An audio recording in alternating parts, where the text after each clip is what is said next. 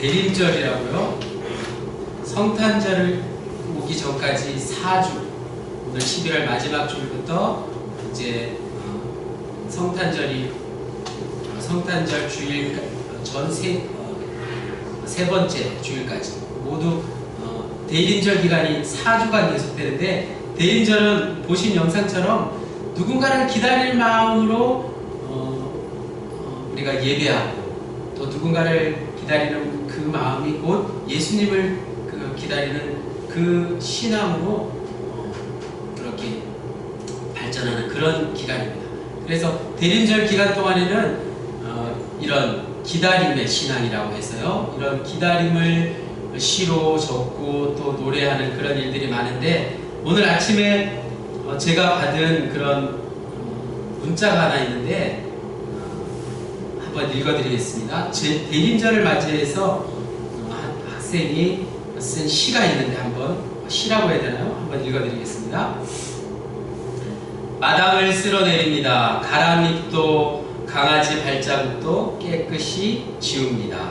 시집간 누님을 기다리며 대문의 불을 환히 밝힙니다. 기다리다 못해 서성이다가 마을 어귀에 또 한 번 쳐다봅니다. 아직 오시지 않았지만 꼭 오신다고 약속했습니다. 깨끗이 쓸어내린 마당에 발자국 남길까봐 돌고 돌아서 대문으로 나아갑니다. 곧 오시겠지 하며 대문에서 감나무 밑으로 마중을 나갑니다. 오늘도 불 밝히고 기다립니다. 오늘 대림절을 맞이해서 쓴 그런 글인데요, 우리도 보신 영상처럼, 그리고 오늘 말씀처럼 예수님의 오심을, 예수님의 탄생을 4주 동안 마음껏 누리시면서 정말 내가 기다리는 그 사람을 간절히 기다리는 마음으로 주님을 기다리는 그런 때가 되기를 원합니다. 그런데 중요한 것은 내가 주님을 기다리는 것보다 더 간절히 기다리시는 분이 바로 예수님이시라는 사실입니다. 예수님께서는 오늘도 우리를 간절히 기다리고 계시다는 사실, 그것을 아는 것이 더 중요합니다. 자, 오늘 말씀의 제목, 지금 영혼을 준비하라.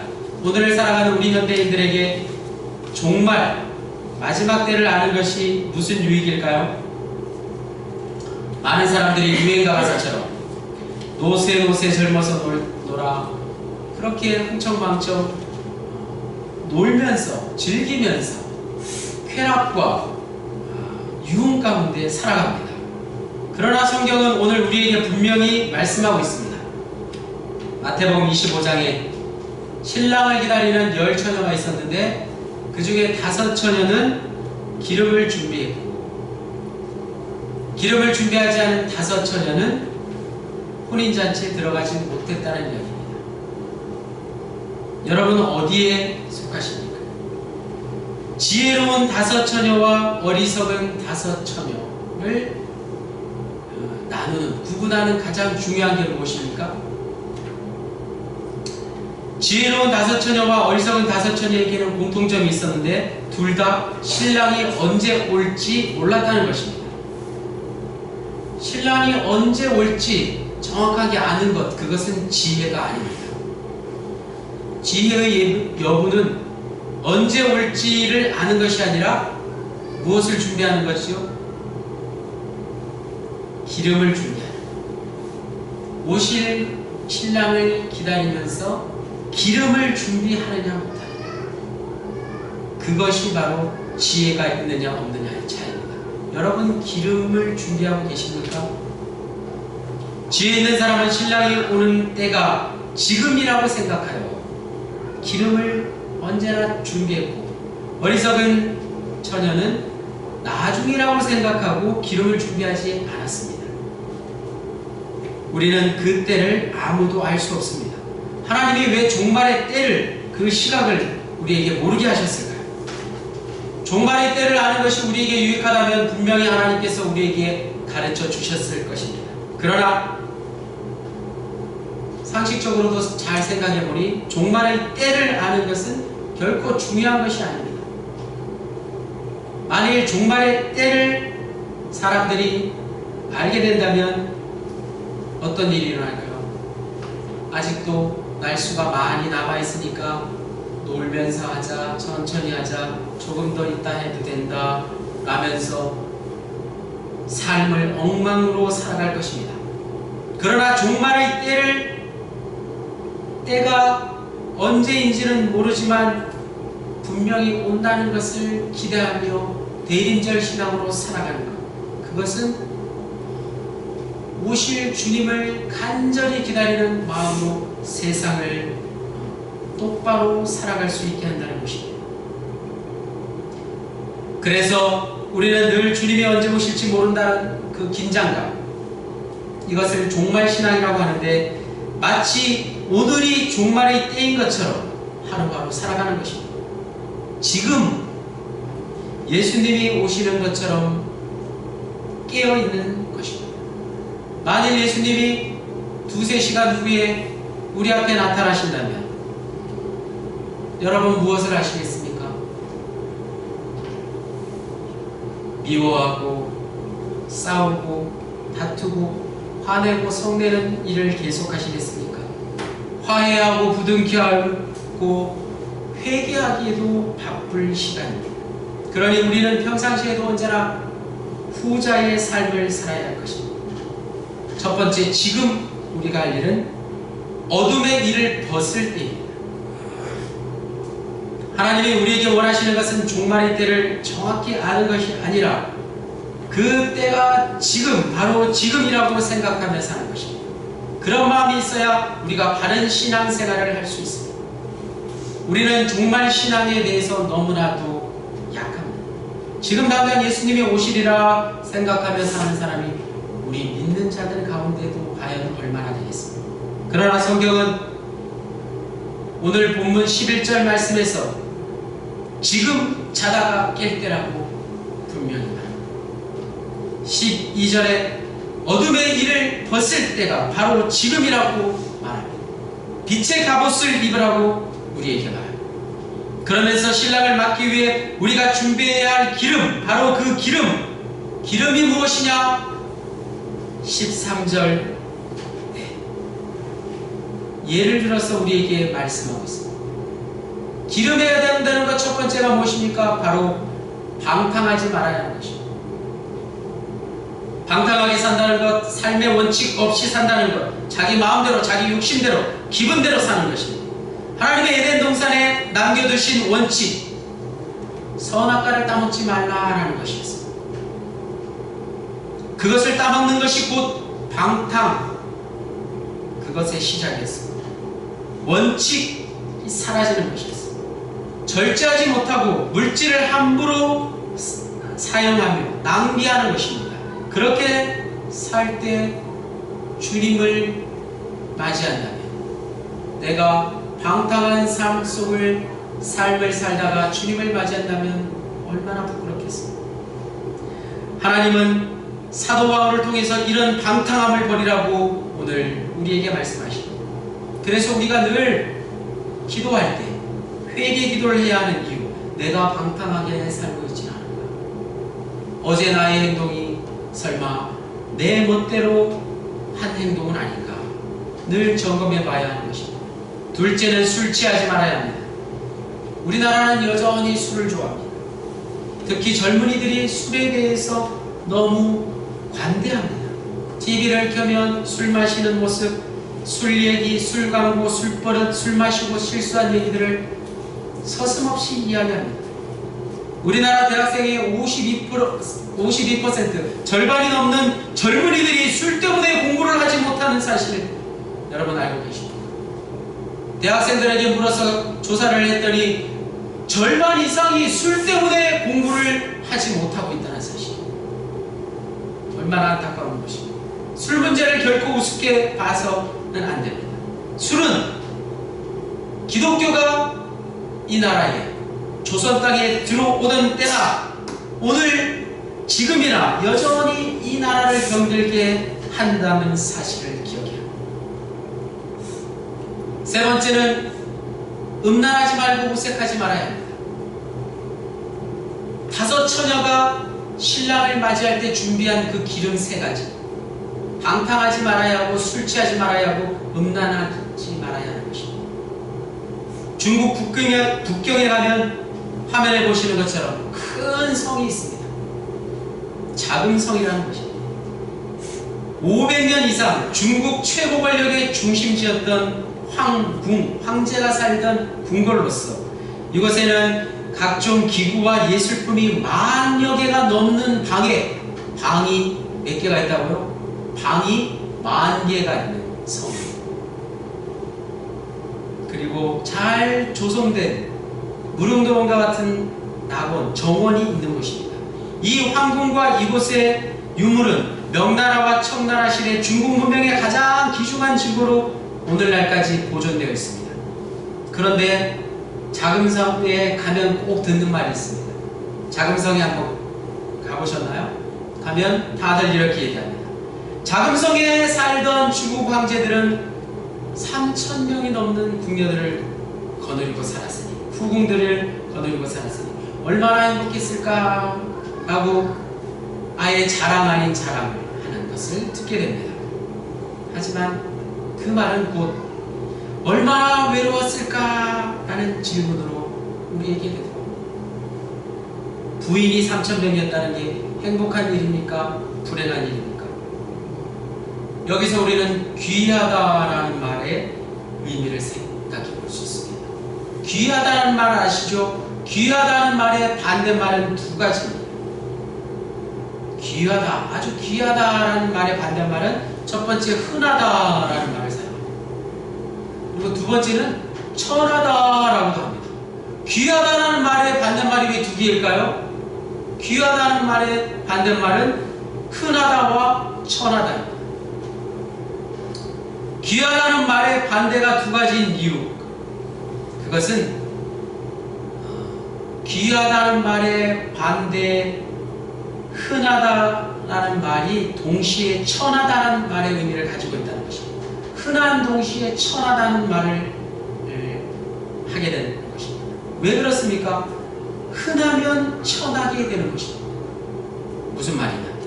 예를 들어서 세계에서 딱 두 개 있는 가장 귀한 우표가 있습니다.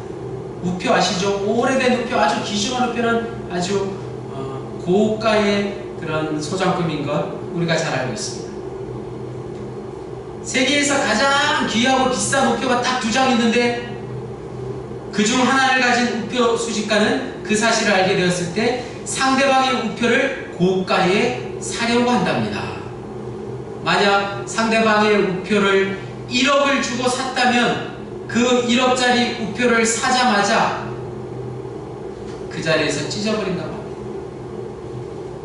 두 장 있을 때 한 장에 1억씩 하던 우표는 이제 한 사람이 사서 찢어버렸으니 한 장만 남기게 했어요. 그 우표의 가격이 어떻게 될까요?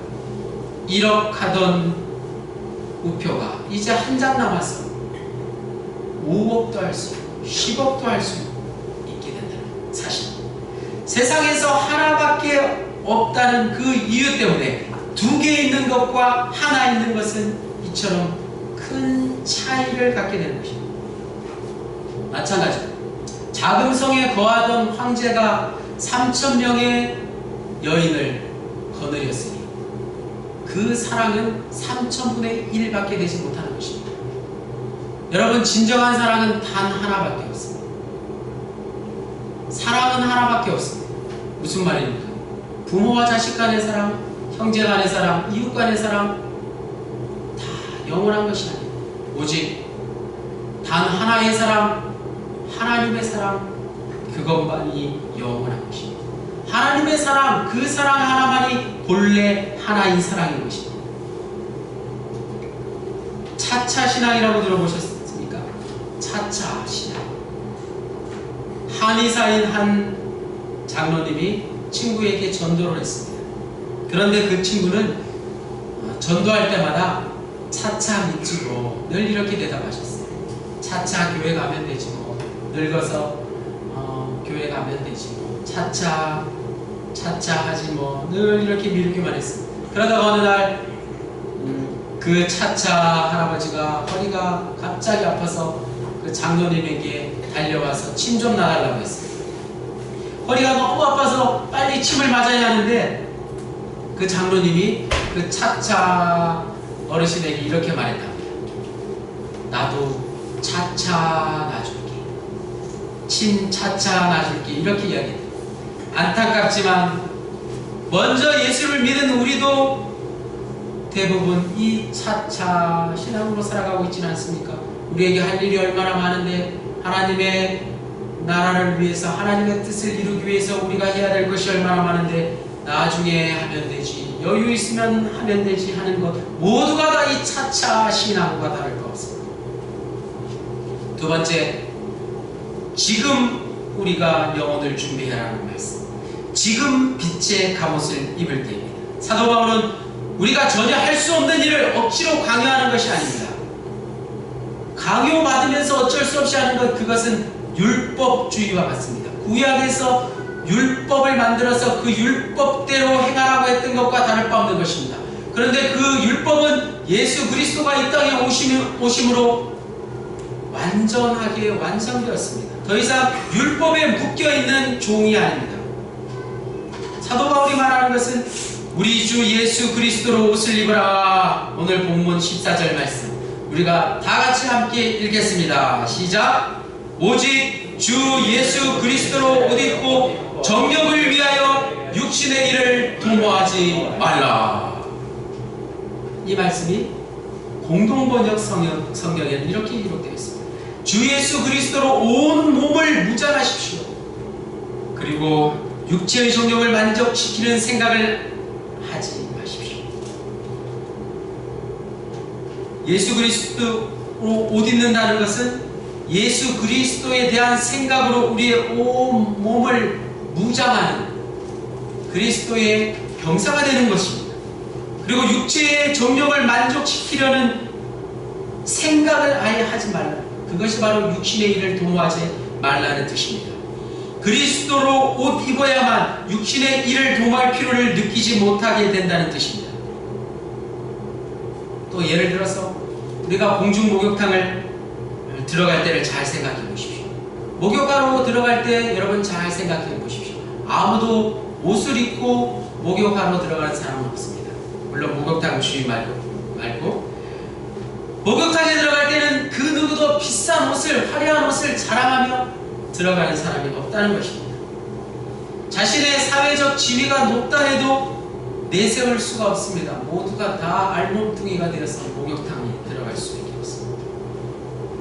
예수 그리스도로 옷 입는다는 말은 사우나탕에 벌거벗은 몸으로 들어가듯이 오직 예수 그리스도라는 우리에게는 지금 눈으로 보이지 않는 그 원초적인 생명에 자신을 완전히 맡긴다는 뜻입니다.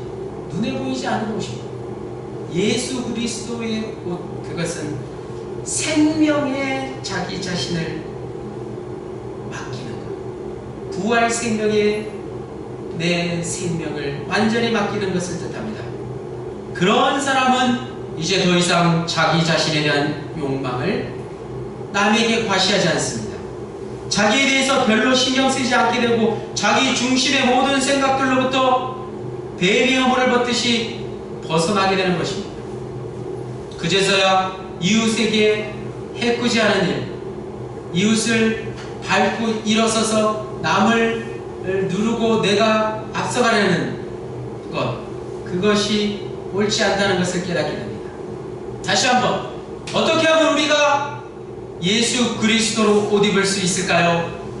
옷을 입어도 몸은 그대로 여전히 인간의 육신이므로 우리의 육신은 끊임없이 욕망을 추구하는 것입니다. 따라서 우리는 매일매일 새롭게 옷을 갈아입듯이 예수님의 말씀과 기도와 예배를 통해서 새 옷을 갈아입어야 하는 것입니다.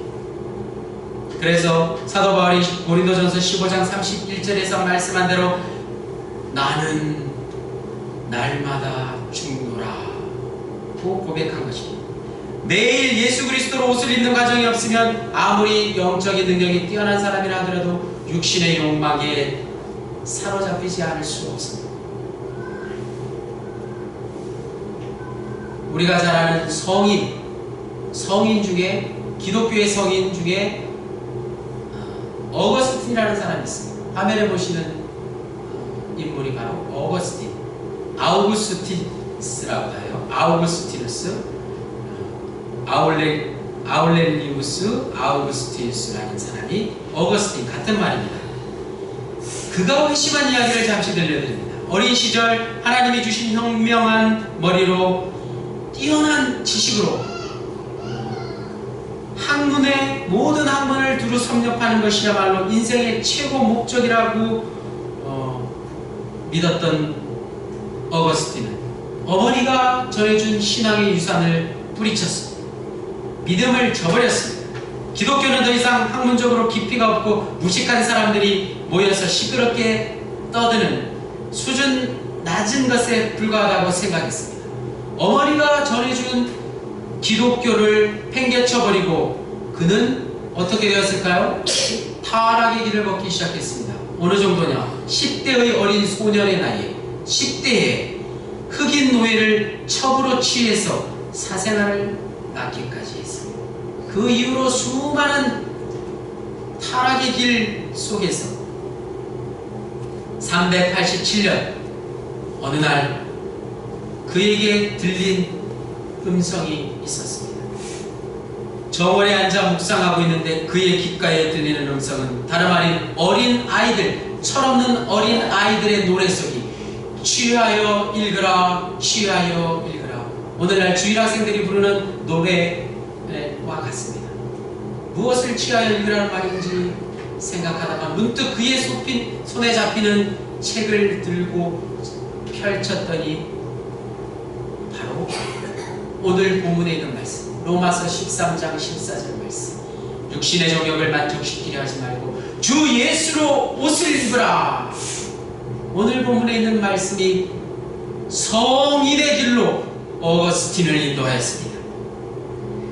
갑자기 마음이 뜨거워지고 과거에 저질렀던 그 부끄러운 일들이 하나 둘씩 생각나기 시작하던 어거스틴은 눈물로 고통에 자욱하며 회심의 순간을 맞이했습니다.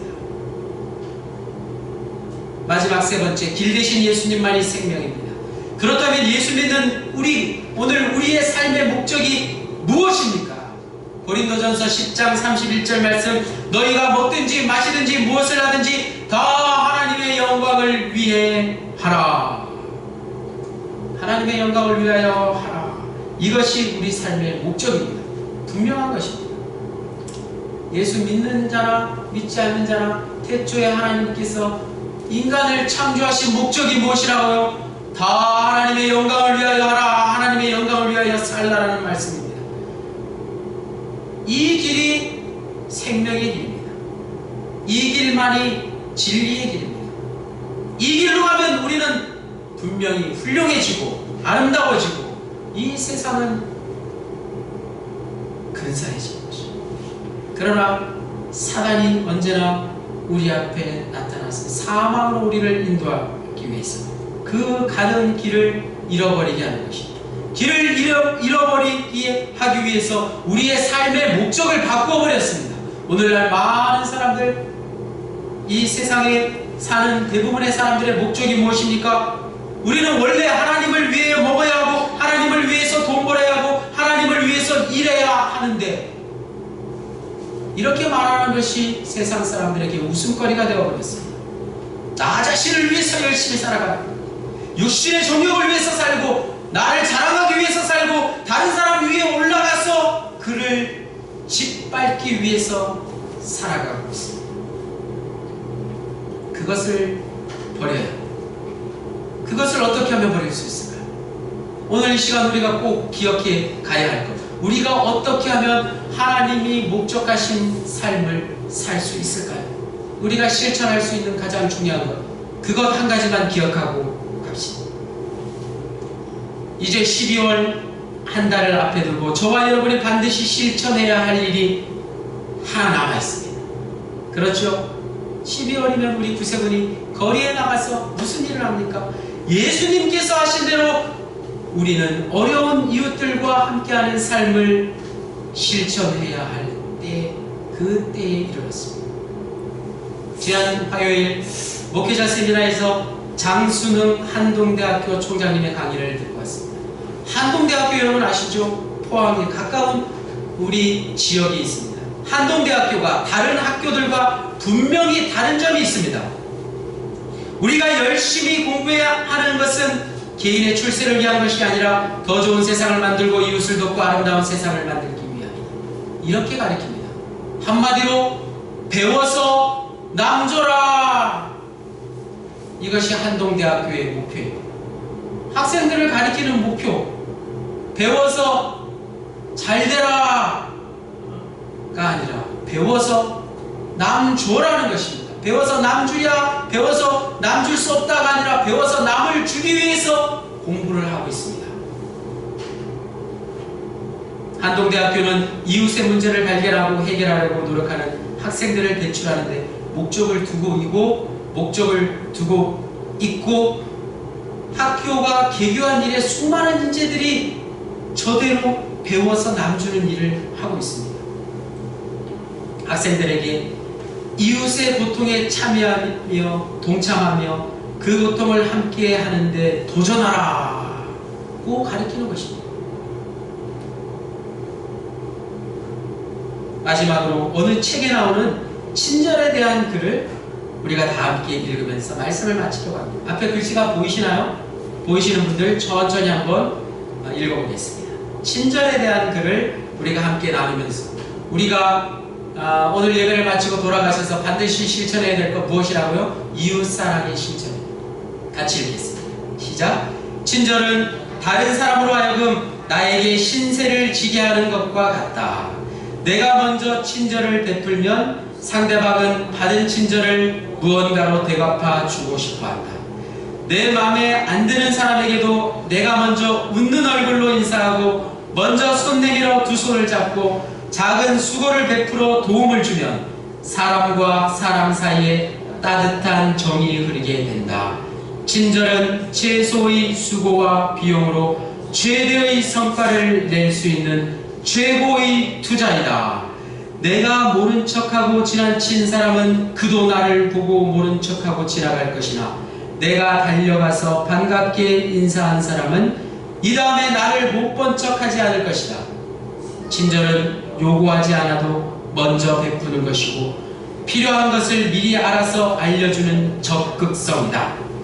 바쁜 길에도 잠시 멈춰서서 작은 도움을 주는 것이고 눈을 돌려 주변을 살피는 것이다.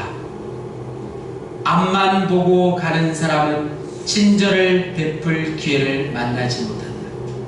친절은 창고가 필요 없는 무형의 재산을 모으는 것과 같다. 친절은 내 마음이 먼저 열려야 나오는 내 마음의 능력이다. 마지막 제일 중요한 거 다 같이 크게 읽겠습니다. 시작. 인생 최대의 지혜는 무엇이라고요? 친절입니다. 할렐루야. 그러므로 오늘 말씀의 제목 지금 영혼을 준비하라. 이 말씀 지금 무엇을 해야 된다고요? 지금 준비해야 해요. 기름을 준비해야 돼요. 그 기름에 대해서 지금까지 말씀드렸습니다. 즉 준비되지 못한 내일은 기약 없는 것입니다. 2017년도 새해 한국 구세군 군국회의는 미래로 나아가는 공동체 이사야 62장 10절의 말씀입니다. 중요한 것은 미래로 나아가기 위해서 오늘 일을 더 이상 내일로 미룰 수 없다는 것입니다. 차차 하면 되지. 더 이상 차차 신앙으로 안 됩니다. 오늘 신앙, 지금 신앙으로 살아야 합니다. 종말을 아는 것이 예수 믿는 우리에게 가장 큰 유익이요 그것을 세상 사람들에게 전해서 모두가 다 대리인절의 신앙으로 살아갑니다. 지금 빛의 갑옷을 입고 길 대신 예수님만이 우리의 참 생명 되심을 믿고 살아가는 저와 여러분 모두가 되시기를 주님의 이름으로 간절히 축복합니다. 기도하시겠습니다. 하나님 아버지 감사합니다. 지금 영원을 준비하는 우리 모두의 신앙 되게 하시고 대림절을 맞이하여서 특별히 오실 주님을 날마다 손꼽아 기다리며 살아가는 주의 백성들 모두가 되기를 간절히 빌곤하며 예수 그리스도의 이름으로 기도하였습니다.